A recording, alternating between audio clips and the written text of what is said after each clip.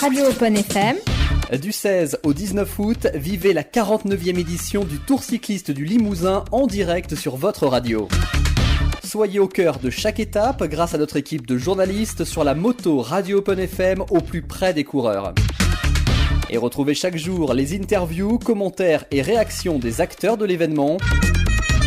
Le 49e Tour du Limousin à vivre en direct sur Open FM 97.9 du 16 au 19 août et sur le www.radioopenfm.fr.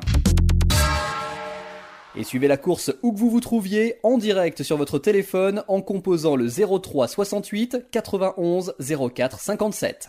Deux petits instants puisque je suis avec Claude Faïmondi, le président de ce Tour du Limousin organisation qui va peut-être pouvoir nous donner son sentiment dès à présent sur ce qui s'est passé un petit peu hier avant de parler de cette nouvelle étape 100% corrézienne, le débrief de notre passage en Creuse hier.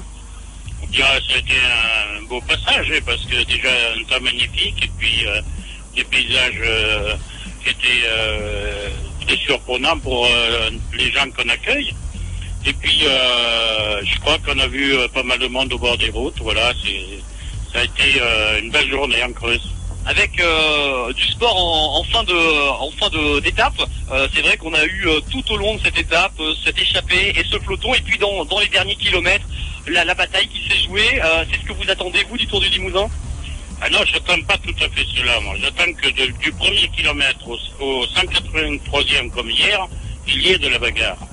L'attentisme des coureurs et la non-initiative des équipes françaises me dérange beaucoup. Alors vous espérez qu'ils vont se reprendre et qu'on va changer la donne aujourd'hui ? Aujourd'hui, il faut, inverser la tendance, bien sûr. Alors, par contre, ce qu'on peut, parce qu'on parle ensemble souvent de ces Français, de ces Limousins quand même, dans le classement général, 2 Limousins dans le top 20, ça vous fait plaisir ? Oui, bien sûr, les deux qui sont bien placés pour l'instant, c'est quelque chose de très, très intéressant également, mais aujourd'hui, faut pas camper sur les acquis, faut bouger un peu aussi. Alors justement, qu'est-ce qu'on peut attendre de ces Limousins et d'une manière générale des coureurs sur cette étape corrézienne ? Déjà, les deux ont besoin de renouveler leur contrat avec leur équipe, donc c'est à eux de jouer. Ils ont un terrain très favorable aujourd'hui. Pour David Menu, je crois que hier, il aurait pu être meilleur sur le sprint. C'est quand même son point fort, mais le tour n'est pas fini. Il y a encore le temps, il y a encore 2 étapes, on n'est qu'à la moitié. Et Théo, aujourd'hui, il est sur, lui par contre, sur un terrain qui va bien lui convenir. Donc ça veut dire que, voilà, on leur met un peu la pression, s'ils nous écoutent, et en tous les cas, on attend vous, c'est du beau spectacle avant tout, d'une manière générale, pour tous ces coureurs, voilà, qu'on incite à être peut-être un peu plus combatifs sur l'ensemble du parcours. Je crois que les fans de cyclisme attendent autre chose que ce que l'on a vu hier ou en Gers. 4 gars prennent 3,30 en 10 km, et ça c'est pas normal. Mais surtout qu'on passe une journée à gérer les écarts, c'est pas très motivant pour les gens du cyclisme. Allez, il reste 2 étapes, on est qu'à mi-parcours, on a encore l'espoir de voir du beau spectacle là, ici sur les routes du Tour du Limousin. Oui, bien sûr, il n'y a rien d'acquis. 25 secondes, vous savez, c'est très vite pris. Effectivement, et on en reparle ensemble demain. Merci beaucoup Claude Faïmondi. Voilà Bruno pour ces premiers instants, et puis je vais vous rendre la parole quelques minutes, et je vous retrouverai tout à l'heure avec notre nouveau spécialiste, évidemment Raymond Poulidor, qui nous donnera son sentiment sur ce qui s'est passé hier sur les routes de la Creuse. Radio Open FM. En direct du 49e Tour du Limousin. Voilà. Est-ce que vous m'entendez ? Oui, on t'entend. Oui, on t'entend. Écoutez, parce que je suis effectivement avec Raymond Poulidor pour notre traditionnel debriefing d'étape. On va revenir donc, Raymond, un instant sur l'étape d'hier, 100% creusoise. Claude Faïmondi qui se désespérait un petit peu, qui regrettait effectivement ce manque de combativité, cette course qui est restée malheureusement un petit peu trop calme à son goût. C'est votre impression également ? Vous savez, après la magnifique première étape que les coureurs nous ont fait, hier on a été un peu déçus de pourquoi. Maintenant c'est la façon de courir maintenant, ça ne change rien. C'est la façon, même dans le Tour de France, c'est cette façon, aucune attaque. Si, il y a eu 4 coureurs qui sont partis, des courageux, et puis derrière on a suivi le train de MC qui a défendu d'une façon très intelligente leur maillot jaune. Bon, on a laissé l'échappée prendre 3 minutes Après, l'équipe du leader montait les côtes à leur petit train-train. L'avance augmentait. Et après, sur le plat et dans les descentes, on a imposé un rythme beaucoup plus élevé. Et ce qui est un peu, bon, évidemment, on n'est pas à la place des coureurs, c'est dur, les parcours sont durs. Mais derrière ce train de MMC, personne ne cherche à faire ombrage à ce train, aucune attaque. Puisqu'il y a je sais pas combien de coureurs qui sont pratiquement séparés dans les secondes près. Bon, je crois que si on continue comme ça, le maillot jaune est tranquille, il va gagner ce Tour du Limousin. Aujourd'hui, cette troisième étape est considérée comme l'étape décisive, l'étape la plus dure, où il pourrait se passer de grandes choses. Bon, la température est idéale pour une course cycliste. Espérons qu'il n'y ait pas de pluie. Pour l'instant, ça a l'air de se maintenir. Bon, vraiment. La pluie, justement, puisque vous parlez de la météo, c'est quel impact ça peut avoir? Ça veut dire qu'on va rouler moins vite, on adapte le matériel, comment ça se passe? Ça dépend si... Bon, ce qui est dangereux, c'est les routes sont glissantes, puisqu'il n'a pas plu depuis de nombreuses journées, et les premières pluies, c'est une pluie très très fine, et la route risque d'être glissante. Les routes, malgré tout, sont assez dangereuses, des descentes rapides avec des virages serrés, et on peut assister à de nombreuses chutes qui peuvent entraver le bon déroulement de cette course. Ça veut dire qu'il y a un briefing particulier avec les directeurs sportifs comme ça en début de journée? Oui, le briefing, je crois qu'ils l'ont fait certainement hier au soir, et ils vont en faire un autre ce matin avec le départ.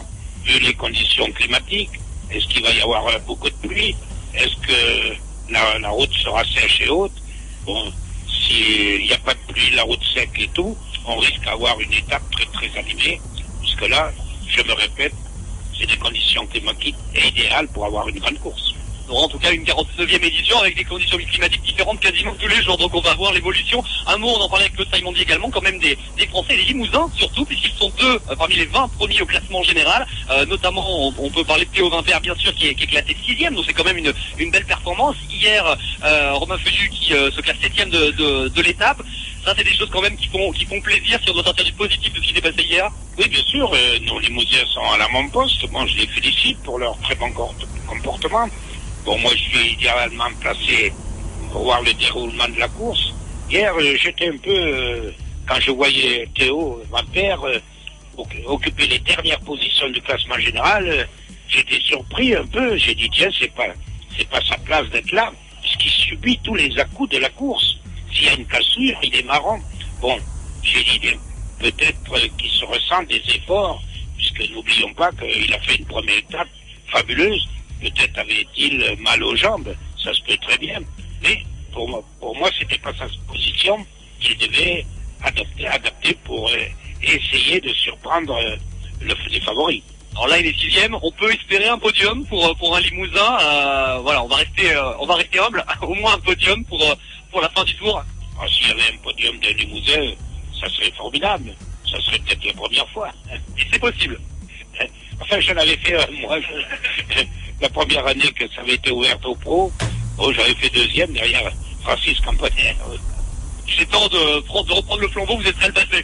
Oui, mais je crois que on peut compter sur ces deux coureurs limousins qui ont quand même une certaine valeur. En tous les cas, eh bien, on verra ce que ça va donner sur ces routes de la Corrèze. On part pour quasiment 180 km aujourd'hui, sans doute donc l'étape, vous l'avez dit, la plus dure, celle qui peut-être tout changer. Le coup d'envoi tout à l'heure à midi, à surveiller de près. C'est encore des petits chemins, j'en parlais tout à l'heure, des petits chemins quand même assez sinueux sur ces routes de Corrèze. Oui, bien sûr.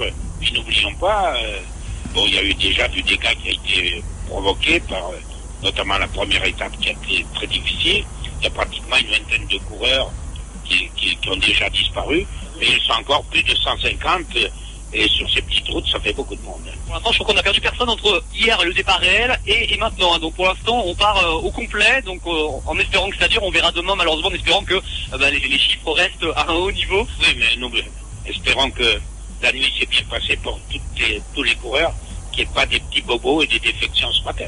C'est ce qu'on verra donc tout à l'heure, quelques instants avant le départ de la course. Merci beaucoup, Raymond Poulidor, d'avoir été avec nous en direct et à demain donc pour le nouveau débrief. Voilà en studio ce que l'on pouvait dire sur ce débriefing de ce qui s'est passé en Creuse hier, et donc cette étape, Raymond Poulidor nous le disait, qui est très attendue, qui sera très surveillée sur les routes de la Corrèze, puisque c'est une étape difficile qui attend les coureurs, et une étape qui pourra peut-être changer beaucoup de choses au niveau du classement. On aura l'occasion d'en parler encore tout au long de cette matinée dans cette aventure sur Open FM. Radio Open FM, En direct du 49e Tour du Limousin. Fort heureusement, et effectivement, je suis aux côtés de Maxime Ederel pour le traditionnel débrief de l'épreuve d'hier, épreuve donc creusoise, qu'on peut résumer par un peu de déception, hein. C'est ce qu'on avait avec l'autre Raymond, avec Raymond Poulidor, ce manque un peu de sport, de compatibilité peut-être tout au long de la course, et vous le regrettez aussi. Oui, c'est ce que je disais à vos confrères tout à l'heure. Malheureusement, un manque de spectacle hier, et donc la physionomie de la course n'a pas été forcément pour les spectateurs et pour les organisateurs. On en a parlé hier soir vite fait en débrief, et on va espérer qu'aujourd'hui il y ait un petit peu plus d'attaque, et si les équipes, notamment les équipes qui sont 2e, 3e ou 4e au général, ont décidé d'aller chercher le maillot jaune, il faudrait qu'ils le fassent aujourd'hui, parce que je pense pas que ça puisse se faire demain sur l'étape de Vaux-Blanc, où on sait très bien que ça va arriver à sprint massif. C'est des choses qui se décident. Là, ça veut dire que ce matin, on a plus ou moins décidé dans les équipes si on va finalement attaquer ou si on va se la jouer un peu comme hier. Oui, après ça va le dire dès les premiers kilomètres si la BMC aussi a décidé de cadenasser, parce qu'on sait que les routes sont vraiment étroites et vraiment petites sur cette étape d'aujourd'hui, donc il est facile de pouvoir contrôler encore une échappée de 3-4 coureurs, et après en mettant 4-5 coureurs de la BMC devant, il est difficile de relancer derrière pour aller chercher ces échappées. Donc je crains malheureusement un scénario identique à la journée d'hier, donc on va croiser les doigts pour que ça soit le contraire, mais malheureusement j'ai peur. Le scénario lui sera peut-être le même, les routes sont différentes, une physionomie, donc on passe de la Creuse à la Corrèze. L'étape peut-être la plus difficile, c'est ce que nous disait Raymond Poulidor tout à l'heure. Oui, on en a parlé au début ensemble aussi depuis le début du tour, et on y est. C'est aujourd'hui cette 3e étape la plus difficile en termes de dénivelé. Ils vont dépasser les 2000 mètres aujourd'hui, donc voilà. S'ils ont vraiment envie d'aller chercher ce maillot jaune, il va falloir aller de l'avant, et on va croiser les doigts pour qu'il y ait du spectacle. Alors, et puis le spectacle, il a été un petit peu donné par les Limousins quand même hier, en tous les cas au niveau du classement général. On l'a dit, on le répète, ils sont 2 dans le top 20, ce qui est déjà une belle fierté pour finir sur une note plus positive. Ouais, bien sûr. Théo et David, donc Théo Vimpert et David Menu, pour ceux qui connaissent pas, même si je sais que tout le monde les connaît, c'est normal. Beaucoup de soutien sur les routes en tout cas, Là il y a du spectacle pour le coup. Oui, pour le coup, en plus il y a le fan club de Théo Vimpert dans la caravane, donc on est super fiers, et on va croiser les doigts encore pour que David grappille quelques places aussi au général, et puis Théo pour l'instant il est 5e. Ça sera difficile pour lui d'aller chercher des bonifs. Je connais sa petite pointe de vitesse, et malheureusement il est pas très rapide, un petit peu comme moi quand j'étais encore dans le circuit professionnel. Maintenant il a peut-être une carte à jouer aujourd'hui, si des fois il y a vraiment de la bagarre, à essayer de suivre les coups, et pourquoi pas piéger quelques coureurs qui sont placés au général.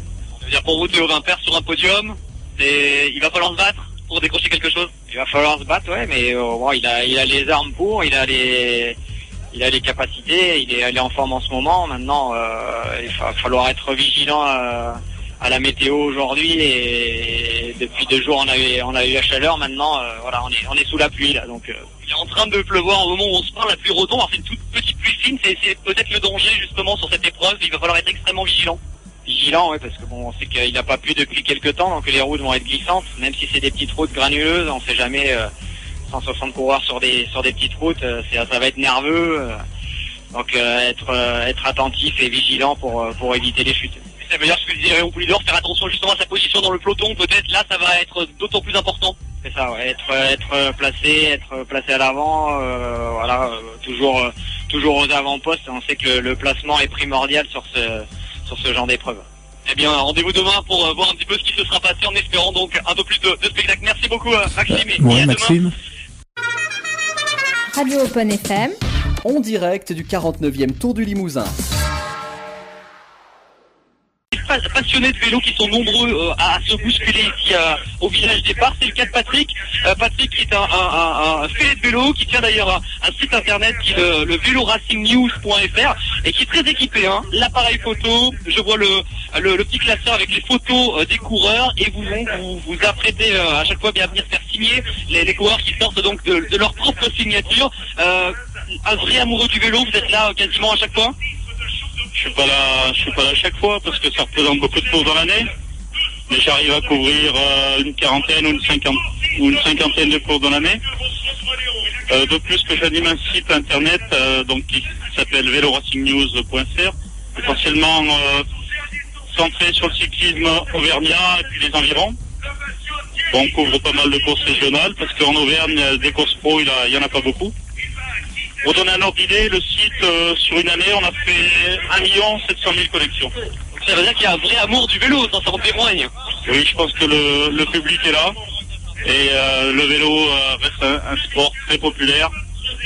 Et pour moi, c'est un plaisir. Moi, je suis retraité depuis quelques temps et c'est un plaisir pour moi d'animer ce site, de venir sur les courses, parfois d'être pris en charge par l'organisation. Donc on arrive à faire, comme je vous dis, une cinquantaine de courses dans l'année. Là, samedi, on sera autour de l'Avenir au Puy. Il n'est pas trop loin de Clermont-Ferrand non plus. Donc voilà, c'est que du bonheur, que du plaisir pour moi. Ça veut dire on fait la chasse à l'autographe aussi, ça veut dire qu'on a encore beaucoup de coureurs qui manquent un peu au palmarès? Ah, des coureurs, il m'en manque, mais je suis chasseur d'autographes depuis l'âge de 10 ans. J'en ai 60 demain. Donc, bon anniversaire d'avance. Merci. J'ai environ 30 000 cartes à la maison, dont 10-12 000 photos signées, quoi. Alors là, qui vous manque? Quel est celui sur lequel vous allez fonder tous vos espoirs pour décrocher la petite signature? Celui qui me manquait vraiment, je viens de le faire. C'était qui? C'était Graham Brown. Graham Brown qui a beaucoup couru chez Rabobank. C'est un coureur que j'ai pas beaucoup vu en France. Donc il m'en restait une quinzaine de photos à lui faire signer. Il a abandonné, mais il est toujours avec l'équipe là, donc il m'a tout signé. Voilà, c'est du bonheur. Voilà, on avait passé Luc Leblanc, donc je suppose qu'il est dans le catalogue depuis bien longtemps. Oh, Luc Leblanc, il n'y en a plus. Hein. Donc beaucoup de choses. Et puis un mot de la course, de ce tour, les deux premières étapes, vous avez déjà joué un petit mot, votre sentiment?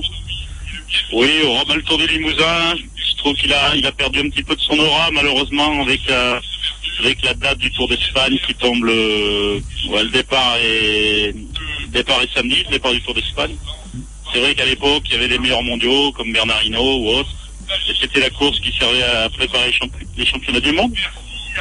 Donc, il a un petit peu perdu de son aura, mais ça permet de voir des coureurs qu'on connaît pas beaucoup. Et en principe, un coureur qui gagne le Tour du Limousin, ça devient bon parce que on connaît les routes par là, c'est pas plat. Donc il brille, c'est on devrait entendre parler d'eux à l'avenir. Oui, c'est des gars qui sont prometteurs après. Donc à surveiller, si vous ne les connaissez pas aujourd'hui, ils sont peut-être déjà dans le catalogue de Patrick et ce sera peut-être des photos à valeur pour les années qui viennent. Donc c'est une valeur sentimentale, hein, parce que je pourrais jamais m'en séparer, moi. On les voit sur le site internet quand même, elles sont mises sur le site? Non, mais on a la chance d'avoir une photographe qui est sur la course, qui nous a rejoint d'ailleurs depuis peu. On a quelques correspondants répartis à plusieurs régions de France. Et là, je vous invite à aller sur le site Vélo Racing News pour voir l'étape d'hier, par exemple, où il y a pas mal de photos de l'étape. Et voilà, ça. Nous, on privilégie l'image plutôt que des listes de résultats. C'est un petit peu notre philosophie, donc allez voir les photos. Puis, notre vision du tour finalement avec ces photos-là, donc à découvrir sur véloracingnews.fr. Patrick, merci beaucoup, puis on vous laisse continuer. On est doublé par l'équipe directe Energy, donc on vous laisse continuer la pêche aux autographes. Merci à vous en tout cas. Merci à tous et bonne journée à tous. Et bon tour. Bon, c'est vrai que son site est pas trop mal fait, il y a pas mal de photos et c'est assez intéressant, voilà, pour suivre Vas-y. Ouais, non, je veux rebondir. Moi, j'ai un ami qui est sur le Tour du Limousin également, que je connais bien. C'est un coureur cycliste. C'est Bernard Hérol, qui est photographe également et qui a un site superbe également. C'est Vélo 19, comme on est en Corrèze, un petit clin d'œil à lui également. Je sais qu'il y est. On va se revoir là très bientôt. Il va être sur la Nocturne de Tulle également pour venir faire des photos. Il sera pas sur le vélo, je crois. Il va quitter le Tour du Limousin. Il va faire comme moi. Et puis on va aller sur la Nocturne de Tulle vendredi soir. Voilà. Vélo 19 qui est également voilà toutes les courses amateurs, pro, voilà il y a tout ça. C'est vraiment un site très très bien fait. Et ces gens-là qui s'occupent de leur site, Bernard ou celui qu'on vient d'avoir justement à l'antenne là avec Sébastien, bravo pour ce qu'ils font. C'est des amoureux de vélo tout simplement. Ils font leur site mais c'est du boulot. C'est vraiment du boulot. Voilà, ça il faut le dire parce que le soir ils se couchent très tard. Il faut tout mettre en ligne. Petit clin d'œil donc à mon ami Bernard. Voilà, juste sur son site, c'est vrai qu'il y a des belles photos et c'est assez sympa au niveau de la présentation et tout ça. Ouais. C'est des belles photos aussi. Oui. Quand on parle de photos, c'est vrai qu'on peut aussi saluer les coureurs, parce que évidemment, on imagine bien, on est à moins de 3/4 d'heure du lancement, ils sont en pleine concentration et préparation, et néanmoins, ils se prêtent vraiment de bonne grâce à toutes les photos, à toutes les demandes de signature. Ils prennent le temps de prendre la pause avant la course et même après. On imagine l'épuisement physique dans lequel ils se trouvent. Et ben néanmoins, ils prennent la pause au pied des bus. Ils sont dégoulinants de sueur, mais c'est pas grave. Voilà, c'est un juste retour des choses pour eux, pour ce public qui les soutient, qui continue d'animer cette flamme du vélo.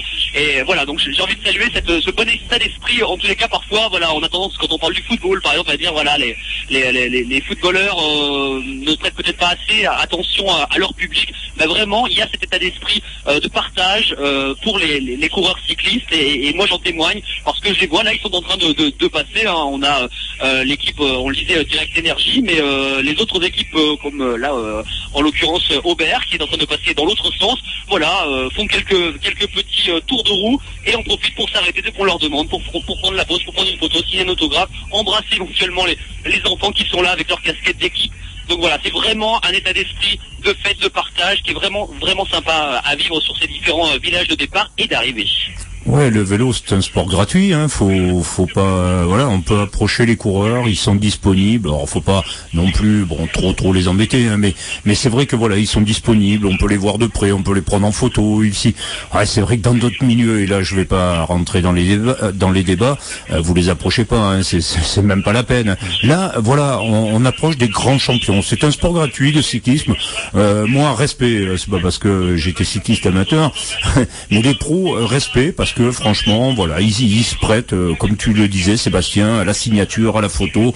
Donc merci à eux, hein, parce que c'est pas toujours évident. Hein, c'est un sport ingrat, très très difficile. Hein, c'est des heures et des heures et des heures d'entraînement pour arriver à des résultats. Voilà, donc c'est des grands champions. Respect, messieurs.